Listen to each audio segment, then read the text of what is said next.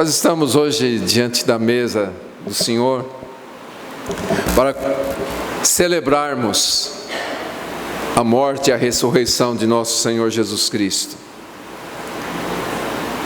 Estamos aqui para celebrar a nova vida em Cristo e celebrar o plano perfeito de Deus, um plano que Ele idealizou antes mesmo da fundação do mundo. Quando nada existia, Deus traçou um plano perfeito para tudo aquilo que Ele ainda iria realizar. Quando nada existia, Deus propôs todas as coisas. E a gente cantou, eu não sei se você percebeu a sequência das canções, exaltando acima de tudo a soberania de Deus, exaltando o único Deus, o único e verdadeiro Deus, o único que criou todas as coisas, que sustenta todas as coisas. Tudo procede dele. Tiago diz que todo dom perfeito, toda boa dádiva procede do Pai das luzes, em quem não há mudança nem sombra de variação. Ele é sempre o mesmo. O escritor aos Hebreus declara que Jesus Cristo é o mesmo de ontem, de hoje e será para sempre. Ele é o Senhor soberano sobre todas as coisas. E é Ele quem batalha as nossas batalhas. É Ele quem luta por nós, é Ele que nos ajuda a vencer o inimigo, é Ele que vence todas as coisas. A palavra de Deus diz que em Cristo nós somos mais do que vencedores, porque nós somos vencedores de uma batalha da qual nós não lutamos, porque Ele luta por nós. Nós cantamos que Ele é Deus e não há outro. Ele é tudo, tudo que nós possamos imaginar, tudo que nós possamos desejar, é Ele. Ele é o resumo de todas as coisas, porque Ele é o Criador de todas as coisas, como a gente já enfatizou, quando não existia nada, Ele já existia, e tudo que existe é fruto da vontade dEle. Ele criou todas as coisas. Ele criou tudo de uma forma tão perfeita. Ontem nós estávamos aqui reunidos estudando a palavra de Deus e vimos como Deus criou de uma forma tão maravilhosa e criou o homem de uma forma tão maravilhosa, um homem perfeito, um homem santo, um homem justo. Mas de repente alguma coisa aconteceu no coração desse homem. E ele rejeitou o plano de Deus na vida dele.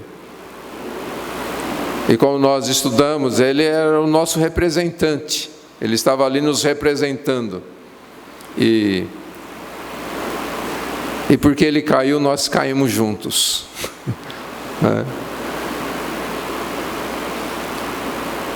E a gente tentou entender essa questão, Samuel estava expondo e a gente tentando entender o que aconteceu no coração desse homem.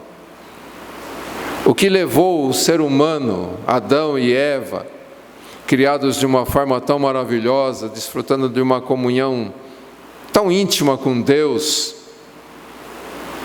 um homem que não conhecia o que era mal. O que levou esse homem a fazer a escolha que ele fez? E quando foi estudado, o pecado não foi comer o fruto. O comer o fruto já foi a consequência de tudo que estava acontecendo.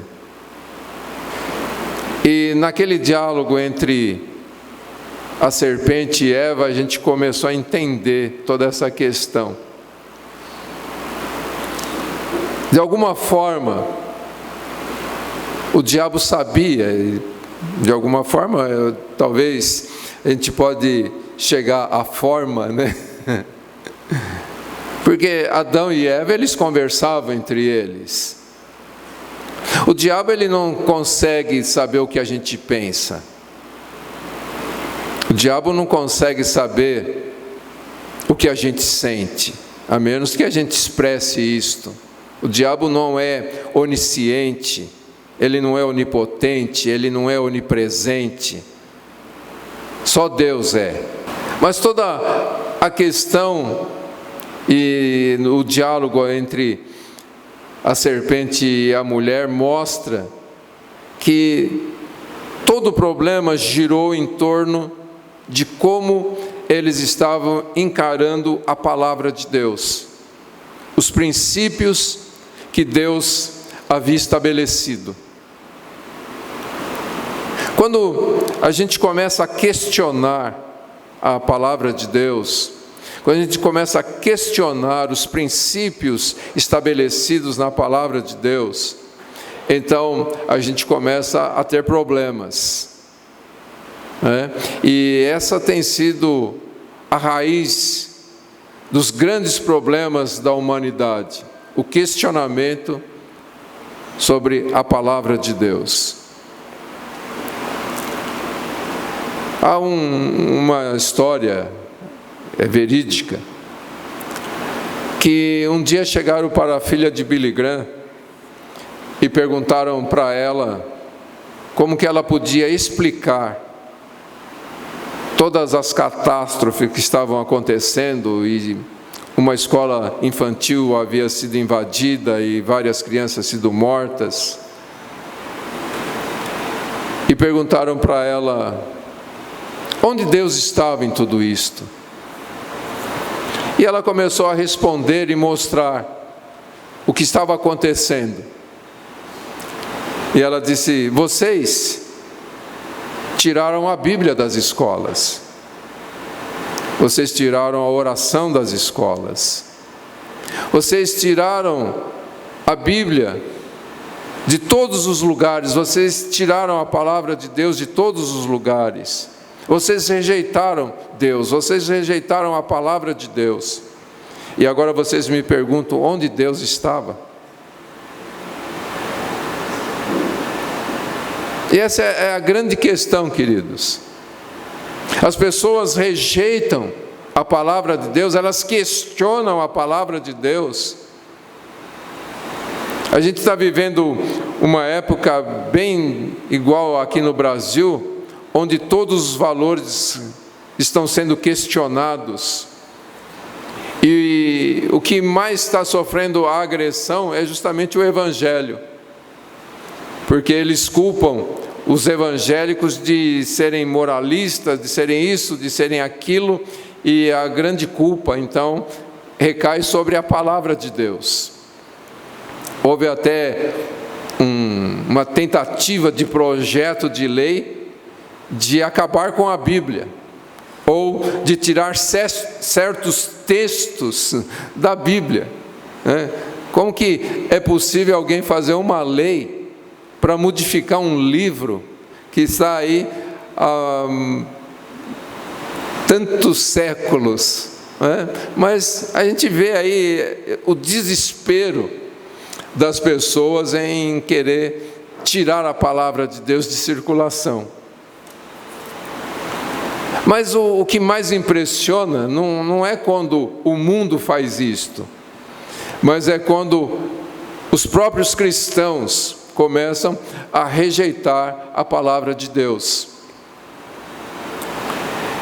E quando nós começamos a questionar a palavra de Deus, os princípios da palavra de Deus, então o diabo se aproxima, não como o diabo, né, como aquele que veio para roubar, matar e destruir e tudo mais, mas ele vem como um conselheiro, da forma como ele chegou ali junto de Eva, como um conselheiro, né? Como alguém que vai nos ajudar a esclarecer a palavra, que vai realmente trazer luz sobre o que Deus disse.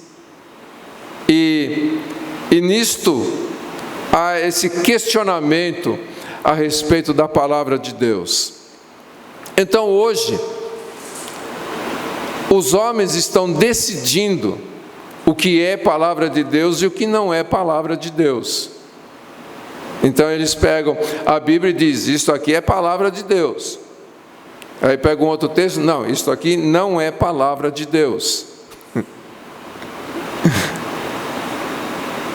E assim as pessoas vão decidindo o que é palavra de Deus e o que não é palavra de Deus. E começar a questionar a veracidade daquilo que Deus disse, se aquilo que Deus disse é verdade. Que foi o que aconteceu lá no Jardim do Éden, quando Deus havia dito, certamente morrerás, e a serpente disse, certamente não morrerás. Então nós temos aí todo esse questionamento.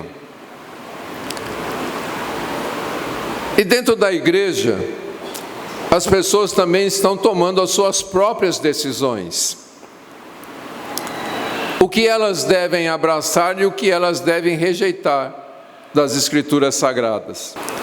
E pensando sobre tudo isto, eu quero meditar algumas coisas com vocês aqui, começando lá em Provérbios capítulo 16. O título é Observações a respeito da vida. Eu quero pegar a partir do verso 17, que diz assim: a estrada dos corretos desvia-se do mal. Quem guarda seu caminho, preserva a sua vida. A arrogância antecede a destruição, e a altivez do espírito antecede a queda. É melhor ser humilde de espírito com os humildes, do que repartir o despojo com os arrogantes. Quem atenta com prudência para a palavra, prosperará. Feliz é o que confia no Senhor. O sábio de coração será chamado prudente, e a doçura dos lábios aumenta o saber. O entendimento é uma fonte de vida para quem o possui, mas a tolice é o castigo dos insensatos. Só esse texto. Vamos orar.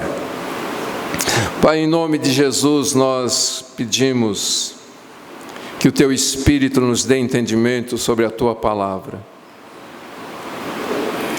Que o Senhor nos conceda o conhecimento verdadeiro das Escrituras Sagradas. Que a Tua palavra se torne espírito e vida em nossos corações. Que pela ajuda do Teu Espírito nós possamos não somente entender, mas nos submetermos à Tua santa verdade. Que o Teu Espírito possa realizar a Tua obra em cada coração nesta manhã. Nós oramos em nome do Senhor Jesus e Te agradecemos por todas as coisas. Amém. Amém, queridos. O verso 18 fala sobre a arrogância. A gente podia usar várias expressões aqui para o que o verso 18 está falando a respeito da arrogância. A gente poderia usar a palavra orgulho, nós poderíamos usar a palavra presunção. Quando a gente questiona os princípios da palavra de Deus, quando nós questionamos o que está escrito, isso mostra toda uma presunção, uma arrogância, um orgulho de nós nos considerarmos sábios o suficiente para questionar aquele que nos criou. É interessante porque a palavra de Deus traz muitos ensinamentos, e uma das perguntas que a palavra de Deus faz para nós é que se o barro pode se virar para o oleiro e perguntar o porquê. da forma como foi moldado, da forma como foi criado. Um dos questionamentos que a palavra de Deus traz é: onde você estava quando Deus criou todas as coisas? Outra pergunta que a palavra de Deus faz é: quem foi o conselheiro de Deus? Com quem Deus se aconselhou para criar todas as coisas? Nós somos frutos da criação de Deus. Então fica a grande pergunta: quem somos nós para questionarmos Deus a respeito de seus princípios, a respeito daquilo que Ele estabeleceu? Então, em tudo isso, a gente vê a arrogância das pessoas. Eu falei a respeito da presunção. E muitas vezes nós confundimos fé com presunção. Achamos que estamos agindo por fé, mas na verdade estamos agindo por presunção. Porque a fé, nós estudamos a semana passada, a fé vem através do quê? A fé vem pelo ouvir a palavra de Deus. Então, tudo aquilo que não é feito em resposta a princípios da palavra de Deus, não é fé, é presunção, é arrogância, é orgulho.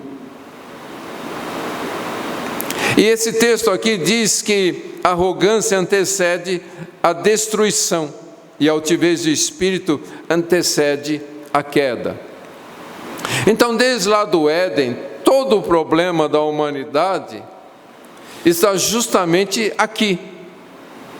Quando o homem deixa de dar ouvidos à palavra de Deus, deixa de observar os princípios da palavra de Deus, e então vem a queda, vem a destruição. O verso 20 diz que quem atenta com prudência para a palavra prosperará. Feliz é o que confia no Senhor. Então, queridos, todo o problema da humanidade, desde lá do Éden, é o único problema, é o questionamento a respeito daquilo que Deus estabeleceu.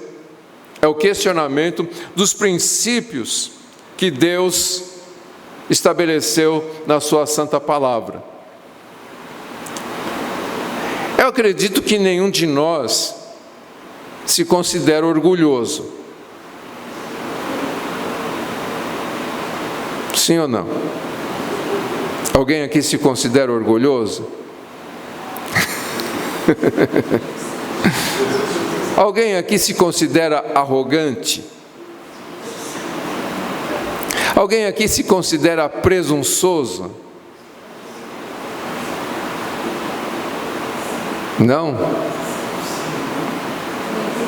Quantos afirmam aqui que realmente tem fé? Quantos aqui estão prontos para admitir que não tem fé? Por que eu estou fazendo esse questionamento? O texto em que Paulo fala a respeito da ceia do Senhor, ele faz uma exortação: examine-se o homem a si mesmo. Então, eu só estou lançando algumas perguntas para que a gente possa se examinar, não é? Então, vamos procurar entender algumas coisas aqui, que não é novidade, a gente já estudou muitas vezes sobre estas coisas. O que é o orgulho, de acordo com o que a gente vê nesse texto aqui de Provérbios? Vamos ler mais uma vez, o verso 17 diz: a estrada dos corretos desvia-se do mal. Quem guarda seu caminho, preserva sua vida. A arrogância antecede a destruição, e a altivez de espírito antecede a queda. É melhor ser humilde de espírito com os humildes do que repartir o despojo com os arrogantes. Quem atenta com prudência para a palavra, prosperará. Feliz é o que confia no Senhor. O sábio de coração será chamado prudente, e a doçura dos lábios aumenta o saber. O entendimento é uma fonte de vida para quem o possui, mas a tolice é o castigo dos insensatos. Então, isso aqui resume o que, queridos? Uma pessoa que depende de Deus e uma pessoa que não depende de Deus. Então, o que é o orgulho, a presunção, a arrogância de uma pessoa? É justamente o fato dela viver, e eu não vou dizer toda a sua vida, mas vamos pensar em momentos da vida que a gente não depende de Deus. Nesses momentos a gente é arrogante, a gente é orgulhoso, a gente é presunçoso. Porque há certas coisas que a gente acha que sabe lidar com elas. Há momentos na vida que a gente diz assim, não sei o que fazer.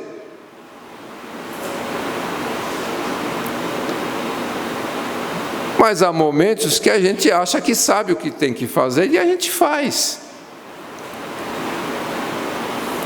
Então toda essa questão do orgulho, da arrogância, da presunção, é quando a gente não consulta a Deus sobre o plano dele para as nossas vidas. Através de Isaías, Deus disse o seguinte: os meus pensamentos não são os vossos pensamentos, e os meus caminhos não são os vossos caminhos. Assim como o céu é mais alto que a terra, assim os meus pensamentos são mais altos que os vossos pensamentos, e os meus caminhos mais altos que os vossos caminhos. Então Deus deixa claro que desde que o homem caiu, lá no Éden, há um distanciamento muito grande entre o entendimento de Deus a respeito da vida e o entendimento do homem a respeito da vida.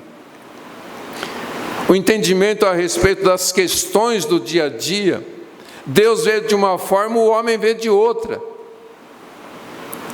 Deus tem um caminho estabelecido, mas o homem estabelece outro caminho. Deus pensa de uma forma e o homem natural pensa de outra forma. E se a gente para pensar que todo o problema lá no Éden começou justamente quando o homem questionou a palavra de Deus, então todos os nossos problemas têm origem nisto. Nós questionamos a palavra de Deus. Às vezes, nós não questionamos a palavra de Deus, mas também não obedecemos. Não questionamos, mas também não obedecemos, não seguimos o caminho indicado pela palavra de Deus. A gente tem um exemplo aqui nas Escrituras, lá no primeiro livro de Samuel, capítulo 10. Vamos ler. Primeiro livro de Samuel, capítulo 10. Veja que o texto de Provérbios, antes da gente ler Samuel capítulo 10, o texto de Provérbios, ele faz uma diferenciação entre o orgulhoso e o humilde. Se a gente olhar para a vida de Jesus, Jesus certa vez disse: aprendei de mim, que sou manso e humilde de coração. Lá em Mateus capítulo 5, Jesus vai falar sobre as bem-aventuranças, e ele vai falar sobre bem-aventurado aquele que é humilde, aquele que é pobre de espírito, que é justamente aquele que não é arrogante, aquele que não é presunçoso. Ok? Mas aqui no primeiro livro de Samuel, no capítulo 10, no verso 8, Samuel está falando com o rei Saul e dando instruções a ele. E o verso 8 diz: porém tu descerás antes de mim para Gilgal, e eu descerei ao teu encontro para oferecer holocaustos e sacrifícios de ofertas pacíficas. Esperarás 7 dias até que eu chegue e te declare o que deverás fazer. Ok? Então, há uma palavra muito clara, uma instrução do profeta para o rei. Aí a gente vai lá para o capítulo 13, dos versos 5 ao verso 10.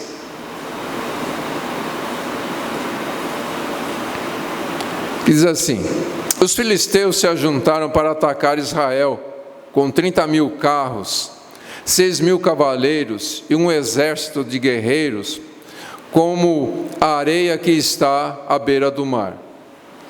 Eles subiram, acamparam em Miquimás, a oriente de Bet-Aven. Quando os homens de Israel viram que estavam em apuros, pois o exército estava pressionado, esconderam-se nas cavernas, nos buracos, nas rochas, nos esconderijos subterrâneos e nas cisternas. E alguns dos hebreus passaram o Jordão e foram para a terra de Gade e Gileade. Mas Saul ficou ainda em Gilgal, e todo o exército seguia tremendo. Então ele esperou 7 dias, de acordo com o que Samuel havia determinado. Mas quando viu que Samuel não chegava a Gilgal, o exército deixou Saul e dispersou. Então Saul disse: trazei-me aqui um holocausto e ofertas pacíficas. E ele ofereceu o holocausto. Mal havia acabado de oferecer o holocausto, Samuel chegou e Saul foi ao encontro dele e o cumprimentou. Então, o que a gente percebe aqui, queridos, que havia uma palavra clara dada por Deus, através do profeta Samuel, para Saul, de como ele deveria proceder. E o texto mostra que Saul começou a fazer aquilo que Deus havia determinado através de Samuel. Ele disse: você vai descer, você vai ficar os 7 dias lá, E Saul começou a obedecer. Mas de repente, coisas começaram a acontecer. O exército inimigo começou a se movimentar. A Bíblia não diz que eles atacaram, mas que eles começaram a se movimentar. Quando o povo de Israel viu a movimentação, eles começaram a se agitar dentro de seus corações. E começaram a tomar atitudes, cada um foi para um canto. Saul estava lá em Gilgal com o seu exército. O exército tem também notícias de toda essa movimentação. E eles também começam a tentar escapar daquela situação.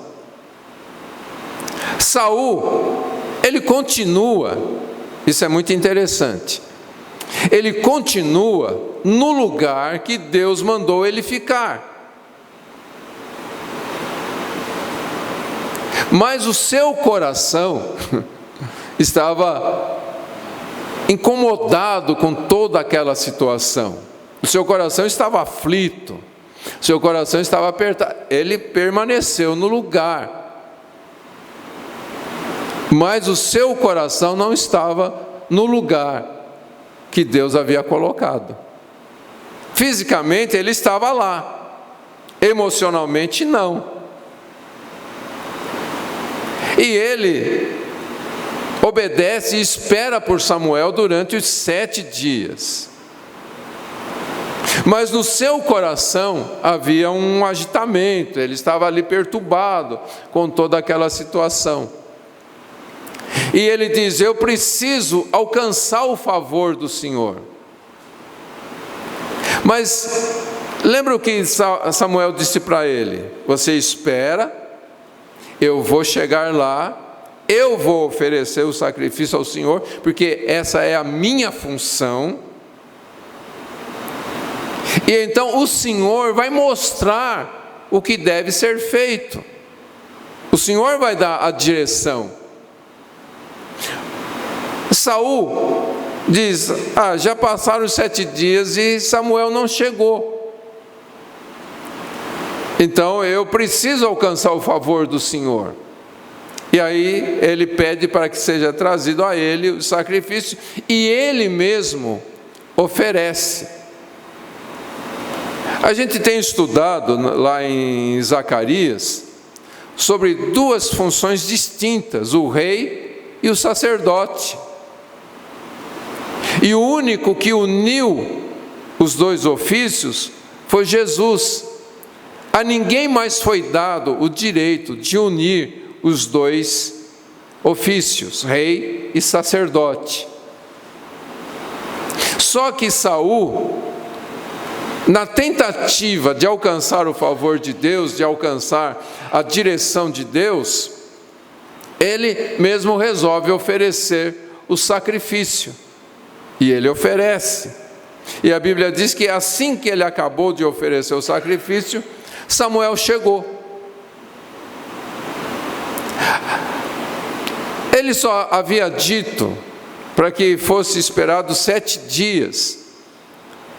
E não deu o horário que ele ia chegar, se ele ia chegar de manhã, de tarde ou de noite. Saul, quando viu que era o 7º dia e Samuel não havia chegado ainda, ele se precipitou a fazer algo que Deus não havia pedido para ele fazer, Deus não havia orientado ele a fazer. Então, o que Saul fez foi agir com arrogância. Dá para entender isso, queridos? Deus tem o seu tempo de fazer todas as coisas. A palavra de Deus diz: eu disse, Deus falando, eu disse e eu farei, porque não sou homem para mentir, e nem filho do homem para voltar atrás. Tendo dito, certamente o farei. Ok? Você crê nisso? Agora, quando Deus disse que Ele vai fazer, Ele não disse o horário que Ele vai fazer, Ele só disse que vai fazer. A gente viu ontem que o homem, quando pecou, e Deus mostrou toda a consequência por causa do pecado, mas antes de Deus anunciar a consequência do pecado, Deus já anunciou a solução. Primeiro ele fala que ele vai enviar o descendente da mulher, que é Jesus, para resolver toda essa situação. E depois ele anunciou as consequências.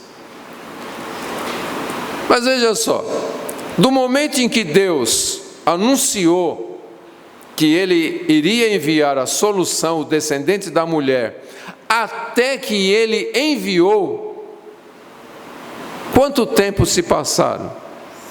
A Bíblia não diz. Mas a gente pode pensar que há um cálculo aí, não sei se correto ou não, é só uma estimativa, uma probabilidade, que de Adão até Abraão foram em torno de 2000 anos. Aí de Abraão até Jesus, mais 2000 anos. Acho que é mais ou menos isso, a estimativa. Então, se passaram aí no mínimo 4.000 anos. Isso é uma estimativa que pode ter sido muito mais, a gente não sabe nem como que era contada o tempo, né, na época de Adão, não sei se já tinha calendário, Então, não tem como se saber exato o tempo que se passou. Mas Paulo, escrevendo aos Gálatas, ele diz: chegando à plenitude do tempo, isso é, chegando o dia estabelecido por Deus, Deus enviou o seu Filho, nascido de mulher. Então Deus fez uma promessa, e não disse quando isso iria se cumprir, Ele só fez a promessa. Amém, queridos? Assim como Deus fez uma promessa, depois da ressurreição de Jesus, que Jesus vai voltar. Já se passaram 2.000 anos, e até agora Jesus não voltou.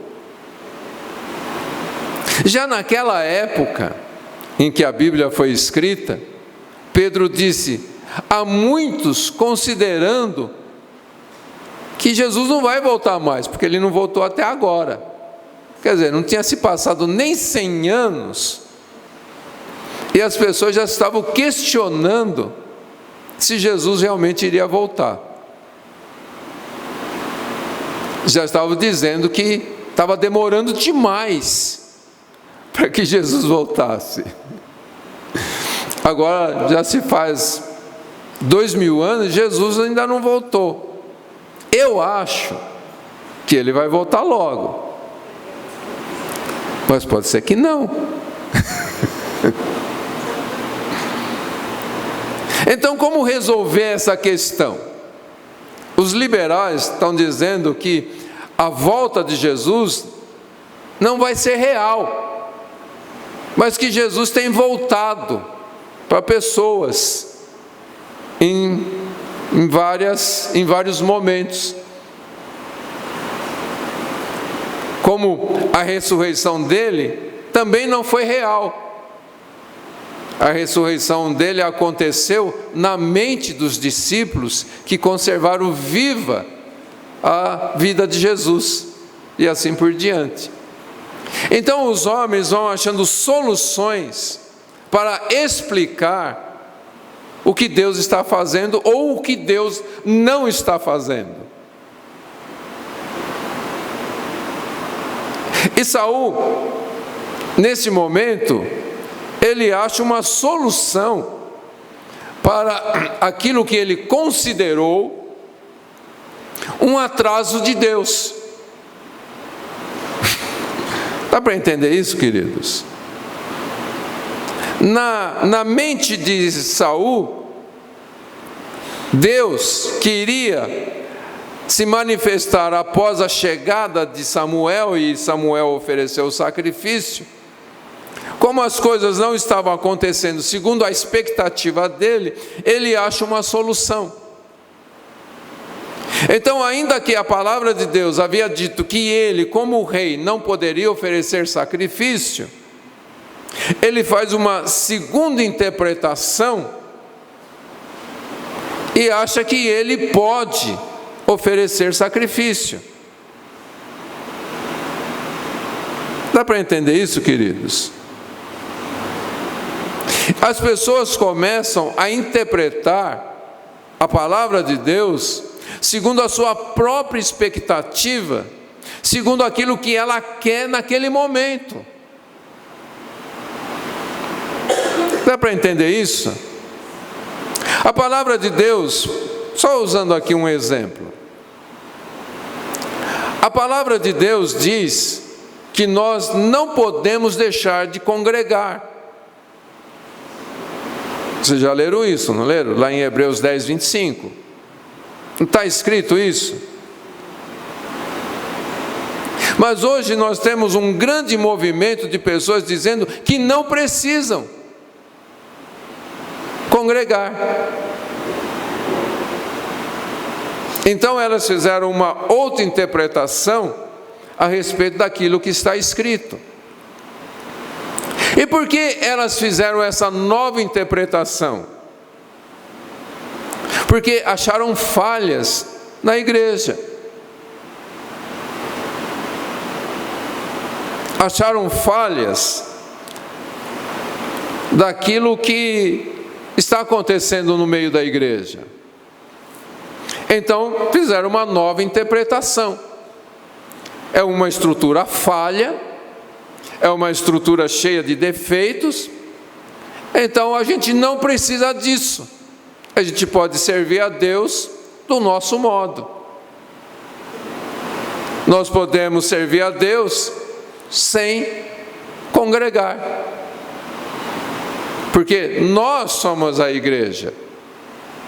Então a gente pega uma verdade da palavra para anular outra verdade da palavra. Quando a própria palavra diz que não há contradições. A palavra de Deus não contradiz a própria palavra de Deus, mas ela é uma somatória de todas as coisas. Eu não sei se você está entendendo onde eu quero chegar com isso aqui.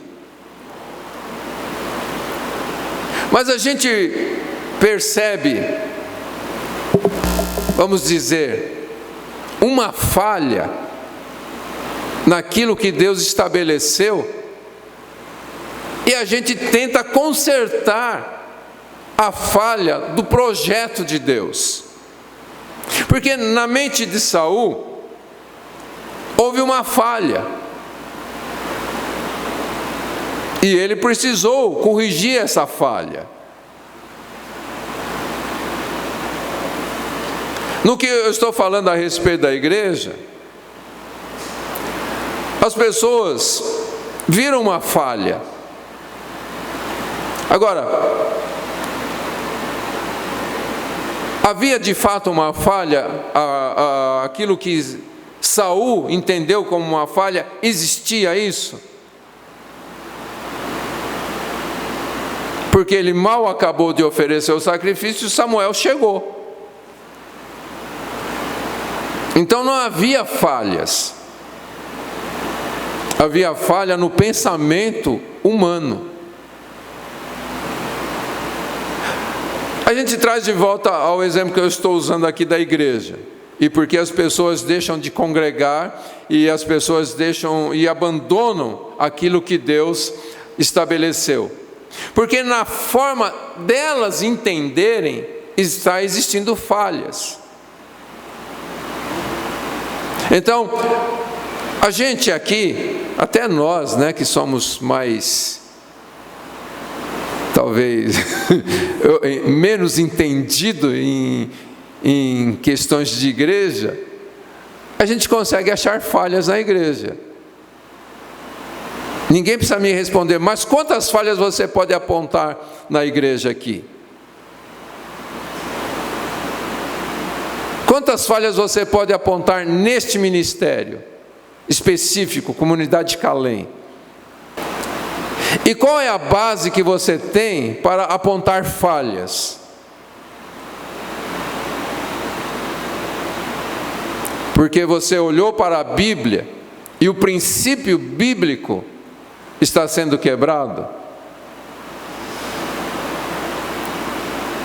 Ou você vê uma falha porque não está acontecendo o que você gostaria que estivesse acontecendo? Então, a falha está onde? Na palavra ou na nossa expectativa? Onde está acontecendo o erro? Onde aconteceu o erro que Saul enxergou? No que Deus havia estabelecido ou na expectativa dele? Onde as pessoas estão vendo erros na igreja? Então elas veem um erro numa estrutura que foi feita, mas levam esse erro para como que se aquilo que Deus estabeleceu está errado. E então elas rejeitam um princípio da palavra de Deus por causa de uma falha na sua expectativa de como ela acha que deveria ser. É o que nós estudamos ontem, onde aconteceu todo o problema com Eva e Adão. Embora a Bíblia diz que foi Eva que fez lá, ouviu a serpente, comeu do fruto, mas era uma coisa que já estava entre eles ali. Mas onde que eles viram a falha? Tudo era perfeito dentro daquele jardim. Mas eles começaram a questionar a própria expectativa deles. Porque quando Eva olhou para a árvore, o que ela diz? O que o texto diz? Que era agradável, não é? Era um fruto que tinha uma aparência que chamava a atenção. E quando ela olhou para aquele fruto, ela começou a questionar, uma expectativa de comer daquele fruto. E chegou à conclusão que o que Deus havia estabelecido estava errado, porque a sua expectativa era diferente. Dá para entender isso, queridos? Então, o nosso grande problema é a nossa expectativa. E a nossa expectativa não é outra coisa a não ser uma tremenda de uma arrogância para questionarmos o que Deus estabeleceu. Então Deus estabelece de uma forma, e a nossa expectativa é diferente daquilo, então nós questionamos se Deus está certo, ou se a palavra de Deus está certa. Dá para entender isso? Nós formamos uma expectativa e questionamos o que Deus está fazendo. Então Saul tinha uma expectativa de como as coisas iam acontecer. Lá na mente dele, ele pensou: eu vou chegar lá em Gilgal, Samuel vai chegar logo em seguida, ele vai oferecer o sacrifício, Deus vai falar, e nós vamos ficar por cima. Nós vamos ganhar essa batalha. Mas de repente, Samuel não chega, o sacrifício não é oferecido, o exército inimigo está se movimentando, e ele entra em desespero. E ele então vê que ele precisa fazer alguma coisa. E ele faz, sem nenhuma direção de Deus. Ele faz o que ele acha que ele precisava fazer. A palavra de Deus tinha dito a ele: desça, espere 7 dias até que eu chegue para oferecer o sacrifício. Ele esperou os 7 dias, mas não esperou até que Samuel chegasse. Então, quantas vezes a gente está dizendo: eu estou esperando em Deus, mas de repente a coisa não acontece segundo a sua expectativa do que Deus irá fazer. E você diz: eu estou esperando em Deus. Eu estou esperando em Deus. Mas o seu coração está agitado, porque a coisa não está acontecendo segundo a sua expectativa. Lázaro ficou doente. Marta e Maria mandam um recado para Jesus: aquele que tu amas está doente. Jesus recebe a notícia e até comunica com os seus discípulos: Lázaro está doente. Eles dizem, vamos lá, vamos resolver a questão. Jesus fala, daqui a pouco a gente vai. E Jesus espera mais 2 dias. Quando ele chegar lá, e ele já sabia, porque ele fala, nosso amigo morreu, vamos lá. Quando Marta ouve que Jesus chegou, ela corre lá e ela diz o quê? Se o Senhor estivesse aqui, meu irmão não teria morrido. Nós esperamos até o dia que ele morreu, mas o Senhor não apareceu, agora ele morreu, acabou. Daqui a pouco Maria ouve que Jesus está lá e ela fala as mesmas coisas. Se o Senhor estivesse aqui, porque a minha expectativa durou até ontem. Hoje não há mais expectativa nenhuma. Tudo bem, o Senhor está aqui, mas agora acabou, não tem mais jeito, acabou. Então veja que a nossa fé muitas vezes não é fé. É uma expectativa que nós criamos em cima, sim, do que Deus disse. Nós criamos uma expectativa. Mas a realidade daquela palavra que gerou essa expectativa não está dentro de nós e não se tornou em fé verdadeira. Então, queridos, vamos entender que existe fé e existe uma expectativa de que aquilo vá acontecer. Só que a fé não tem limites e a expectativa tem um limite. Então a gente vai guardando e alimentando essa expectativa até certo ponto. Mas como a expectativa é gerada em um desejo nosso, ela acaba. E foi o que aconteceu com Saul. Ele gerou uma expectativa, mas de repente ele vê que as coisas não estão acontecendo como ele esperava que acontecesse. Ele vê toda aquela movimentação, e eu estou frisando bastante isso, a movimentação do inimigo. E a sua movimentação, a movimentação do inimigo, vai fazendo com que a expectativa de Saul vá diminuindo.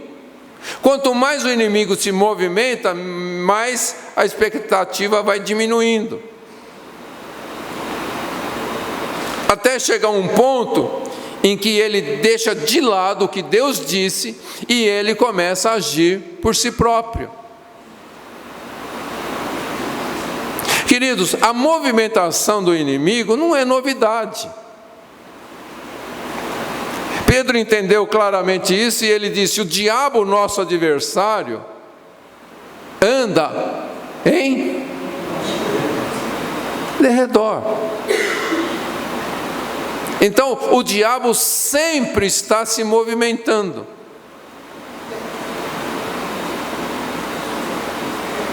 A Bíblia, Pedro não diz que ele está ali num cantinho escondido olhando. A Bíblia diz que ele está circulando. E aqui na minha imaginação, ele começa a circular de longe e, como numa espiral, ele vai fechando e vai se aproximando. E quanto mais ele se aproxima, menor vai ficando a nossa expectativa de uma ação de Deus. Chega ao ponto em que a gente chega à conclusão que nós vamos ter que tomar uma atitude, porque Deus não está tomando. Você está entendendo isso? Mas a palavra de Deus mostra claramente que a nossa fé é provada. Nós estudamos isso não faz muito tempo. A nossa fé é provada. Deus tem propósitos em provar a nossa fé.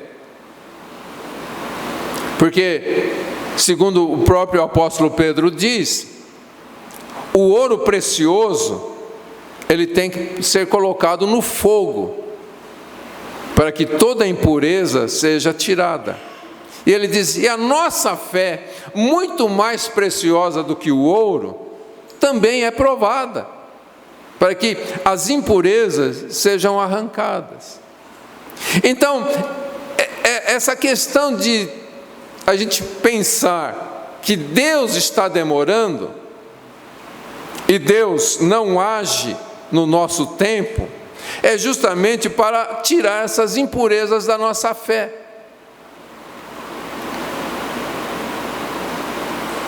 Deus, quando a gente estuda lá o livro de Jó, a gente vai ver que Deus permitiu que Satanás fosse fechando o círculo, fosse diminuindo o círculo em redor de Jó.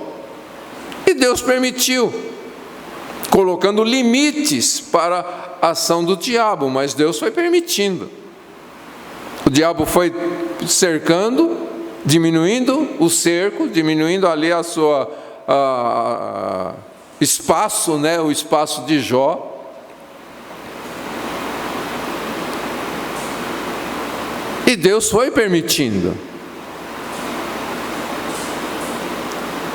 E aí a fé de Jó, que estava sendo provada, chega num ponto em que ele diz para Deus: eu sei que o meu Redentor vive, e ele vai se levantar. Aí o que acontece? Ele fez a declaração e Deus veio e resolveu o problema? Não. Deus ainda continuou permitindo que o inimigo cercasse Jó, e os amigos de Jó se revelassem como bons amigos. E aí Jó faz outra declaração: ainda que ele me mate, nele eu vou continuar esperando. A fé foi refinada. E então chega o momento em que Deus vem e resolve toda aquela questão e abençoa Jó de uma maneira impressionante. E Jó declara, faz a terceira declaração: antes eu te conhecia de ouvir falar, mas agora os meus olhos te veem. Você vê como a fé que Jó sempre pronunciou foi refinada em tudo isto? O que nós precisamos é permanecer nessa dependência de Deus, para que a nossa fé seja verdadeiramente refinada. E Deus vai cumprir toda a sua palavra. Se no primeiro momento em que Jó recebeu tudo aquilo sobre sua vida, Deus tivesse vindo e agido e libertado, a fé de Jó seria refinada? Ela continuaria ali da forma como estava. Mas Deus estava trabalhando a vida de Jó. Assim Deus está trabalhando a nossa vida. E a gente precisa não viver de expectativas, mas viver de fé. Fé em quê? Naquilo que Deus disse. Não naquilo que nós queremos, mas naquilo que Deus disse. Sabe, queridos, a gente tem estudado muitas coisas, mas se a gente não olhar para tudo isto que Deus tem falado conosco, que Deus tem nos mostrado, se a gente não procurar, pela ajuda do Espírito Santo, aplicar todas essas verdades na nossa vida, nós não vamos chegar a lugar nenhum.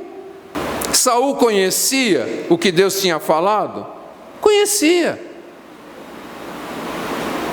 Ele aplicou na vida dele o que Deus havia falado? Até certo ponto. E essa é uma questão que acontece. A gente ouve, até certo ponto a gente põe em prática o que Deus está estabelecendo. Mas chega num ponto em que Deus não está atendendo às nossas expectativas e nós deixamos de agir conforme a palavra de Deus e passamos a agir segundo o que nós achamos que é melhor. Dá para entender isso? A palavra de Deus faz promessas maravilhosas para nós. Nós temos lá em Romanos capítulo 8, versos 31 ao 39, quando a palavra de Deus vai dizer que Deus é por nós e ninguém pode ser contra nós.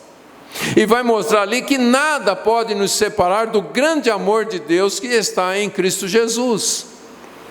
Mas a gente entende o amor de Deus segundo as nossas expectativas. Se está acontecendo aquilo que eu quero, então Deus é bom. Se não está acontecendo aquilo que eu quero, então eu passo a duvidar da bondade de Deus. Quando as coisas estão dando certo, então nada pode nos separar do amor de Deus. Mas quando as coisas não estão acontecendo segundo as nossas expectativas, então nós duvidamos que Deus realmente nos ama. Nós duvidamos que Deus vai fazer algo em nosso favor. E então nós procuramos alternativas fora da palavra de Deus. Mas o que a Bíblia diz? Que toda vez que nós agimos desta forma, nós estamos dando um passo para a destruição. Nós estamos dando um passo para a queda. Então, se todo problema se resume no questionamento da palavra de Deus, o que nós precisamos fazer? Parar de questionar a palavra de Deus e se submeter a ela. Vamos parar de gerar expectativa de como as coisas vão acontecer e vamos simplesmente esperar que Deus faça. Dá para entender isso? Então, a pergunta é: eu não posso ter expectativas? Pode e deve. Mas daquilo que Deus está falando. Qual deveria ser a expectativa de Saul? Esperar a chegada de Samuel. Deus disse que Samuel vai chegar, então eu vou esperar Samuel chegar. Deus disse que quando Samuel oferecer o sacrifício, ele vai me dar direção. Então, é isso que eu vou fazer. Esperar Samuel chegar. Ele vai oferecer o sacrifício, Deus vai dar a direção. Depois que Deus dá a direção, está tudo resolvido. Mas ele coloca a sua expectativa segundo o seu próprio coração. Samuel tem que chegar em tal horário. Dá para entender a diferença? A minha expectativa deve ser que simplesmente Deus cumpra aquilo que Ele disse. Agora, a forma como Ele vai cumprir isso, eu não posso criar uma expectativa em cima. Deus simplesmente disse que vai fazer. Como? Eu não sei. E não vou criar uma expectativa de como Deus vai fazer isto, a menos que Ele tenha dito que Ele vai fazer daquela forma.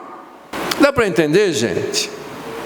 A gente não pode ficar, Deus disse que vai fazer, então Ele vai fazer, eu acho que Ele vai usar fulano para fazer isso.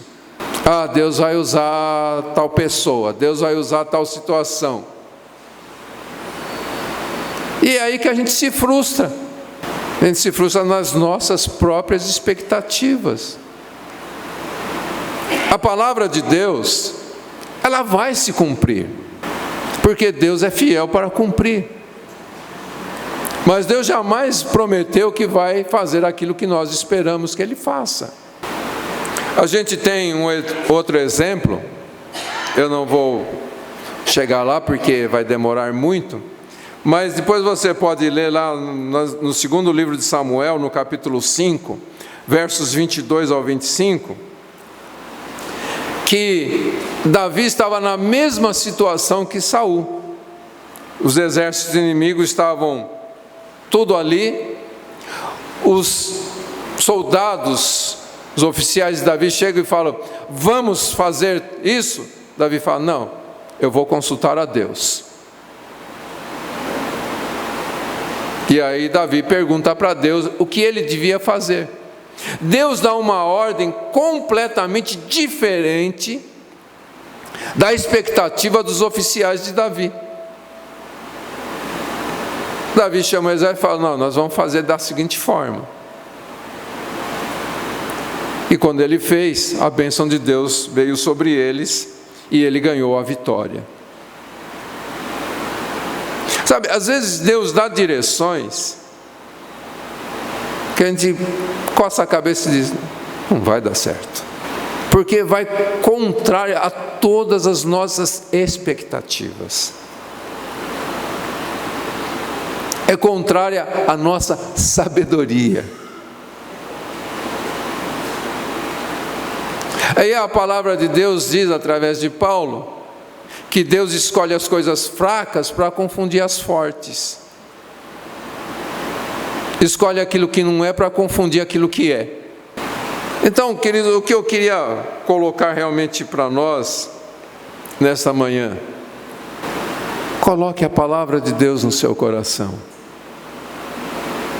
Não crie expectativas a respeito daquilo que você quer que Deus faça. Simplesmente coloque a sua vida no altar. Deseje ouvir Deus. Deseje essa comunhão íntima com Deus, como nós cantamos uma das canções. Que você possa ser habitado pela palavra de Deus. Que a palavra de Deus seja a luz no teu coração. Como o salmista diz: luz para os teus pés, lâmpada para os teus pés, luz para os seus caminhos. O texto lá que a gente leu de Provérbios, o verso 20: quem atenta com prudência para a palavra prosperará. Feliz é o que confia no Senhor. Quem atenta com prudência para a palavra prosperará. Então, coloque de lado as suas expectativas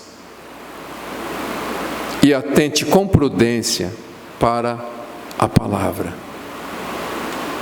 Quando Deus estabeleceu os princípios, Deus não estabeleceu para frustrar a nossa felicidade. Porque é o que muitas vezes a gente pensa, né? Que Deus estabeleceu certas coisas para frustrar a nossa felicidade, que a gente seria muito mais feliz se a gente pudesse agir de outra forma. Mas muito pelo contrário, queridos. Deus estabeleceu princípios para a nossa felicidade, para que nós pudéssemos ser verdadeiramente felizes, bem-sucedidos neste mundo, enquanto aguardamos a volta do Senhor Jesus. Amém? Deu para entender isto? Eu não sei se eu consegui passar o que Deus colocou no meu coração, mas eu espero que Deus te dê entendimento sobre todas estas coisas. Deus tem sido gracioso para conosco em relação à sua palavra, em nos ensinar. Não que nós somos melhores, mas Ele está nos ensinando. Então que a gente abrace a palavra de Deus, Que a gente não seja como Saul, que abraça até certo ponto, enquanto as nossas expectativas estão sendo feitas. Mas que como Jó, quando a gente vê tudo ruim ao nosso derredor, porque o inimigo está se movimentando, e ele nunca vai parar de se movimentar, até o dia que o Senhor o aprisionar para sempre. Mas enquanto isso, o Senhor não aprisionou, está deixando ele agir dentro dos limites que Deus mesmo estabeleceu. Então que a gente use tudo isto para nos aproximarmos mais de Deus, para renovar a nossa fé, a nossa confiança no Senhor. Como eu disse, Jó viu tudo, o cerco fechando sobre ele. Mas o fato dele não criar expectativas sobre aquilo, mas ficar esperando a ação final de Deus, é que levou Jó a uma grande compensação. Deu para entender isso, queridos? A gente tem frisado bastante a questão, que existe o ditado que diz: Deus tarda, mas não falha. E a gente sabe que Deus nem tarda, nem falha. Deus sempre vai chegar no momento que Ele estabeleceu. Não no momento em que nós queremos, não no momento da nossa expectativa, mas no momento dEle. Ele vem, porque Ele prometeu que viria. Então Ele vem, não do modo que a gente gostaria, mas Ele vem de uma forma muito melhor, porque Deus é perfeito, Deus é bom, Deus nos ama. Eu sei que foi um filme, não sei se vocês assistiram, Deus Não Está Morto. E aquele irmão que sempre dizia, né, a gente aprendeu com ele: Deus é bom em todo o tempo todo. Mas chega naquele momento em que ele é atingido, e as últimas palavras que aquele irmão pronuncia, num momento de dor terrível, ele diz: Deus é bom em todo o tempo todo. Deus é bom. Foram as últimas palavras que ele pronunciou. Que esta verdade, queridos, possa nos nortear a cada dia, a cada momento. Deus é bom em todo o tempo todo. Ainda que eu não esteja conseguindo enxergar, mas que eu possa declarar com todo o meu coração: Deus é bom. Deus está fazendo o melhor, porque Ele é bom. Amém? Amém. Feche seus olhos por alguns instantes e peça ao Senhor que te ajude a não criar expectativas, mas ter a verdadeira fé.